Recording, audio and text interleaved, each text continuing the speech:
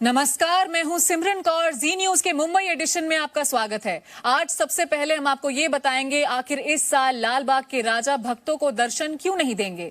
बात एक ऐसी नई बीमारी की करेंगे जो कोरोना काल में बच्चों को अपनी चपेट में ले रही है, और दिखाएंगे एक ऐसी शादी जिसमें दूल्हा और दुल्हन ने पीपीई किट पहनकर एक दूसरे को वरमाला पहनाई। अगले 15 मिनट हमारे साथ बने रहिए।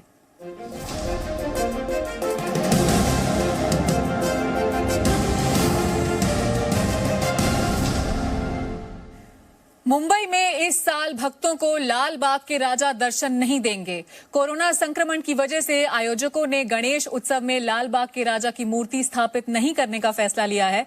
खास बात यह है कि जहां लाल बाग के राजा के दर्शन होते थे, वहां 11 दिनों तक ब्लड और प्लाज्मा डोनेशन कैंप आयोजित किया जाएगा।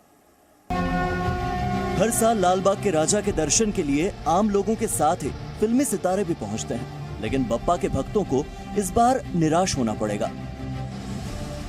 कोरोना की वजह से गणेश उत्सव के दौरान लालबाग के राजा की स्थापना इस बार नहीं की जाएगी। लालबाग के राजा के 86 साल के इतिहास में यह पहला मौका है जब बप्पा की मूर्ति स्थापित नहीं की जाएगी। यहाँ ब्लड डोनेशन कैंप और प्लाज्मा डोनेशन कैंप के लिए हम बड़े पैमाने पे काम करने वाले हैं। लालबाग के राजा की स्थापना 1934 में हुई थी।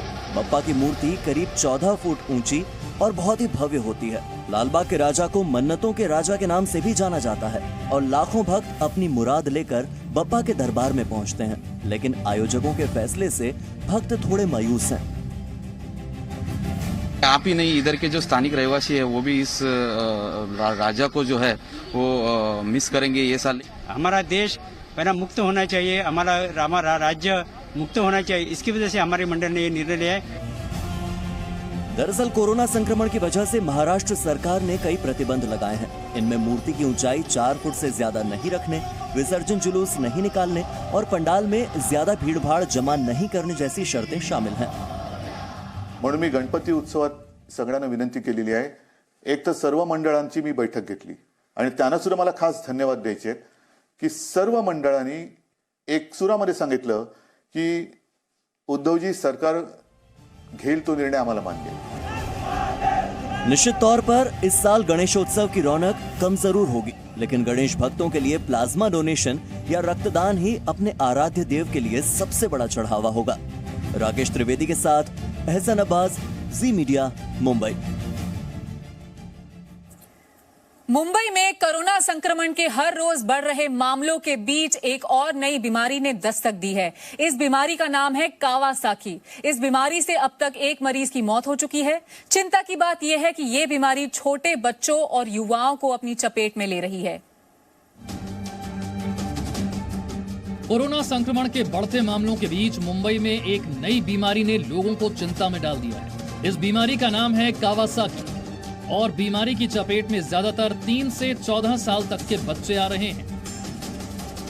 कोरोना काल में आई हुई बीमारी कावासाकी किसी वायरस की वजह से होने के बजाय वो रोग प्रतिरोधक क्षमता, जिसको एंटीबॉडीज कहा जाता है, उनकी वायरस के साथ होने वाली जो रिएक्शन है उसके वजह से पैदा होने वाली अननेसेसरी जो टेम्परेचर बढ़ने की वजह से होता है, जिसमें आपके शरीर के जो बाकी के अंग हैं वो बुरी तरह प्रभावित होते हैं।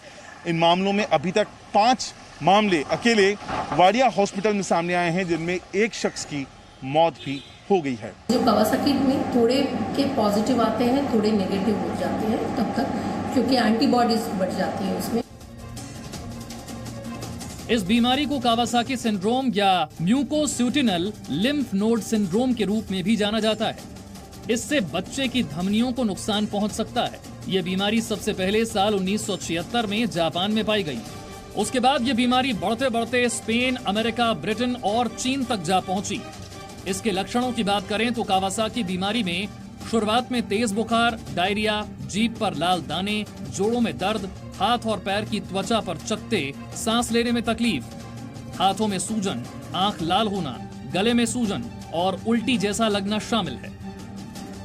कोरोना में क्योंकि वो भी एक इन्फेक्शन है और ये बॉडी का रिएक्शन है जिसकी वजह से कावासाकी होता है, और इसलिए वो कोरोना की वजह से भी कोरोना के कई पेशेंट्स में इस तरीके के लक्षण पाए गए।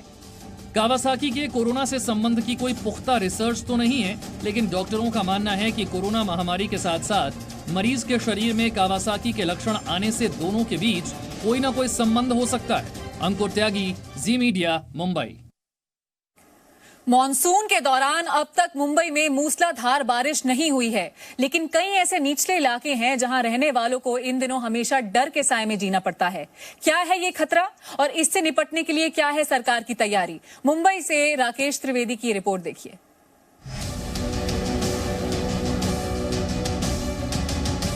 मुंबई में अधिकतर पहाड़ों की जमीन कलेक्टर लैंड है, जिस पर कलेक्टर का नियंत्रण होता है, जबकि इस इलाके में अतिक्रमण रोकने की जिम्मेदारी बीएमसी की होती है।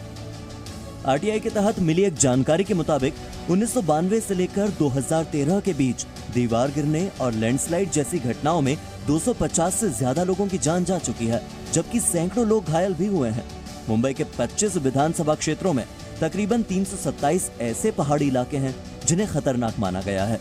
यहाँ रहने वाले 22,483 झुग्गियों में 1 लाख से ज्यादा लोगों पर मानसून के चलते मौत का खतरा मंडरा रहा है और इनमें से ही 9,657 झुग्गियों में रहने वालों को तुरंत दूसरी जगह शिफ्ट किए जाने का फैसला प्रशासन ने लिया था, जबकि पहाड़ के पास रिटेनिंग वॉल बनाकर बची हुई झुग्गियों को बचाने का प्रस्ताव था।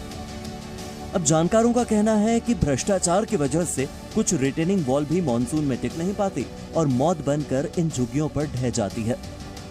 मैंने कई बार पत्र लिखे हैं सरकार को कि इनका स्थायी पुनर्वास किया जाए।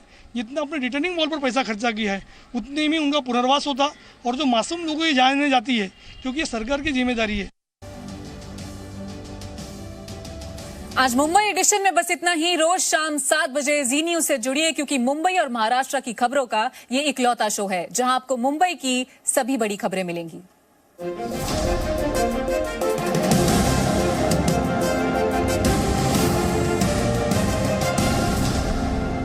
Presenting B News app, available on Google Play and App Store. Download it now.